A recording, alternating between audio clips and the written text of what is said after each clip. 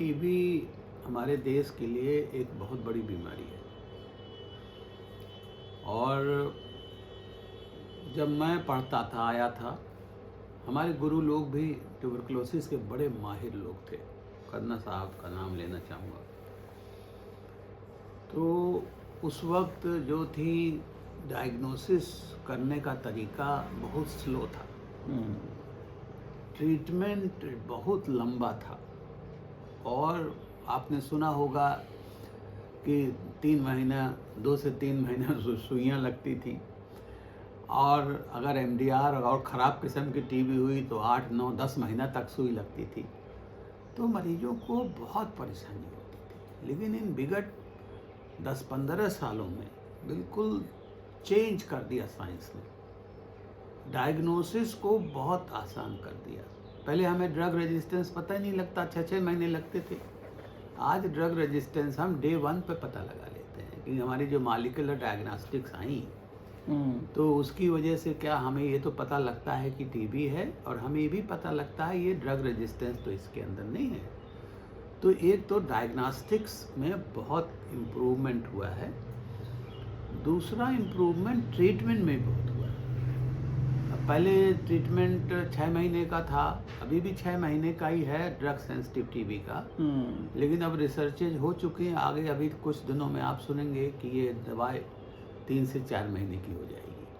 तो एक तो ये ब्रेक थ्रू हुआ है। दूसरा ब्रेक थ्रू जो एमडीआर टीबी की हम बात कर रहे थे, जो हिंदुस्तान में काफ़ी कॉमन है, तो उसमें भी हम 2.5 साल 3 साल तक इलाज करते थे। 9-10 महीने की सुई लगवाते थे।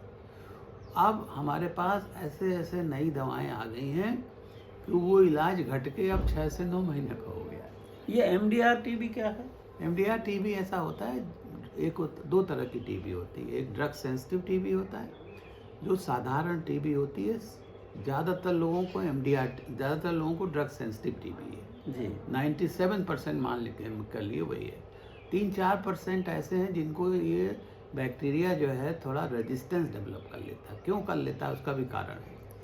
खुद जो मरीज की गलती से दवाएं नहीं सही गई, डायग्नोसिस नहीं सही हुआ, डोज नहीं सही गया, तो ये सब ऐसा जब मरीज करता है, दवा छोड़ छोड़ के लेता है, तो बैक्टीरिया अपना रास्ता बदल देता है। उसे हम एमडीआर टीबी या ड्रग रेजिस्टेंट टीबी कहते हैं। तो मैं आपसे ये भी जानना चाहूँगा कि ये जो बैक्टीरिया है टीबी का, या खास करके ड्रग रेजिस्टेंट, तो ये आदमी के अंदर जाता कैसे है, कैसे पहुँचता है हमारे फेफड़े में? देखिए ऐसा ना, फेफड़े में जाने का तरीका सिर्फ एक है, सांस के जरिए जाता है। ये ड्रॉपलेट इन्फेक्शन, जैसे आदमी किसी को टीबी है और उसको पता नहीं है, डायग्नोसिस नहीं हुई, अब वो खांस रहा है, खांसी तो आती है आप जानते हैं जी। तो खांस रहा तो वो बैक्टीरिया जो है वो बाहर हवा में आते हैं। और कोई मरीज, कोई आदमी अगर उसके नज़दीक है, उससे एक्सपोज हो रहा है, तो उसको टीबी होने का चांस बढ़ जाता है। तो ये ड्रॉपलेट इन्फेक्शन है और जिसकी वजह से टीबी होती है। और आपने देखा है कि पल्मोनरी के अलावा शरीर के अन्य हिस्सों में भी टीबी होती है। जी। तो वहाँ भी पहले यही जाता है लंग्स, और जाके फिर वो ब्लड के थ्रू और भी सिस्टम में आगे बढ़ता है। तो लेकिन सबसे कॉमन जिस टीबी को हम लोग बात करते हैं और समझते हैं वो पल्मोनरी टीबी है, क्योंकि 70 से 80% जो है वो पल्मोनरी टीबी ही होती है। वैसे तो आपने देखा टीबी जोड़ों में भी हो सकती है, दिमाग में भी हो सकती है, पेट में भी हो सकती है, कहीं भी हो सकती है टीबी। आपने ड्रग रेजिस्टेंट बैक्टीरिया की बात की, और मुझे लगता है, जो मैंने पढ़ा, कि ये एक बड़ा चैलेंज इस समय है। और जेएनयू में एक रिसर्च हुई, यमुना पे उन्होंने किया, तो उनका ये कहना है कि यमुना नदी में या गोमती में, इस तरह की नदियों में ये सुपर बग्स जो हैं वो पल रहे हैं। गंगा में भी आया कि बैक्टीरिया रेजिस्टेंट हो गए कानपुर में, और फिर वो पानी से हवा में और आ रहे हैं बैक्टीरिया। इस तरह की रिपोर्ट्स आ रही। ट्यूबरकुलोसिस जो कि बेसिकली ये ड्रॉपलेट इन्फेक्शन से होता है, लेकिन ये है कि रिजर्वायर कोई भी हो सकता है।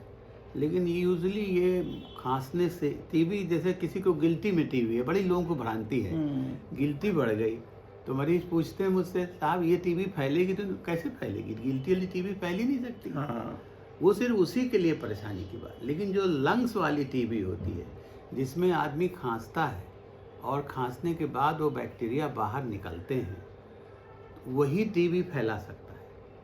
नहीं, ये तो इंडिविजुअल वाली बात हुई, लेकिन जो रिसर्च आ रहे हैं जैसे दिल्ली वाली हाँ, खास वो करके, आप- वो थोड़ा वो आप डरानी सही है। कह रहे हैं। वो ये कह रहे हैं कि बायोलॉजिकल स्मोक पैदा हो जाता है और उसमें जो सुपर बग्स हैं वो नदी में जहाँ पल रहे हैं या जहाँ भी रिजर्वायर में पल रहे हैं, फिर वो हवा में आते हैं, तो जो भी उस हवा हाँ, में नहीं। सांस लेता है नहीं, उसको वो बात आप सही कर रहे हैं। वो सुपर बग्स का जब हम आजकल नाम ले रहे हैं, वो ज़्यादा साधारण इन्फेक्शन जैसे निमोनिया हो जाता है। निमोनिया में आपने सुना लोग क्रिटिकल केयर में जाते हैं, क्योंकि वो बग्स जो हैं वो सुपर बग्स, वो सारी दवाओं से रेजिस्टेंस, तो वो रिजर्वायर तो वहाँ से हो सकता है कि वहाँ से एक बना और वो आदमी कहीं से कहीं तो आता ही आता है। लेकिन ट्यूबरकुलोसिस में ये बहुत सच्चाई नहीं है कि पानी से या इससे फैले।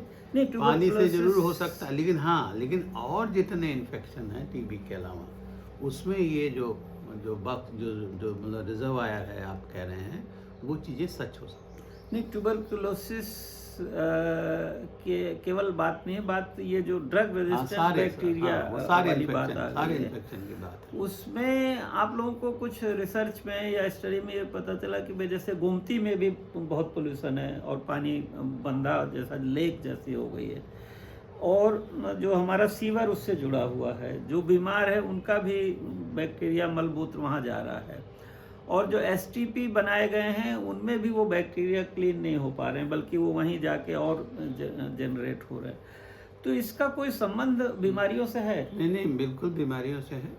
आदमी वही पानी पीता है, पेट में जाएगी बैक्टीरिया, वही जो बैक्टीरिया जो खराब वाले हैं वही जाएंगे, तो इससे शरीर में बहुत तरह के इन्फेक्शन हो सकते हैं और टीबी भी हो सकती है। इम्यूनिटी कम हो रही है उनसे। इम्यूनिटी तो अपने आदमी के अपने खुद क्रियाकलापों से इम्यूनिटी कम होती है, हमारा मानना है। इम्यूनिटी जैसे आजकल का जो लाइफ स्टाइल है, आदमी मतलब ना तो एक्सरसाइज करता है, उसका खाना और पीना बहुत ही डिफेक्टिव है, तो बहुत लोगों को डायबिटीज़ है, आपने सुना है। हाँ, और आपने सुना होगा जब HIV आया तो HIV का मेन कारण यही था। HIV में टीबी इसलिए होती थी, HIV इम्यूनिटी डाउन हो जाती थी। तो इम्यूनिटी किसी का, देखिए जहाँ तक टीबी के बैक्टीरिया का सवाल है, टीबी के बैक्टीरिया में तो हम हिंदुस्तान के लगभग आधी जनता इन्फेक्टेड है, यानी उनके शरीर में वो बैक्टीरिया है। लेकिन बीमारी सिर्फ 2 से 3% को होती है, और वो 2 से 3% उन लोगों की होती है जिनमें मतलब इम्यूनिटी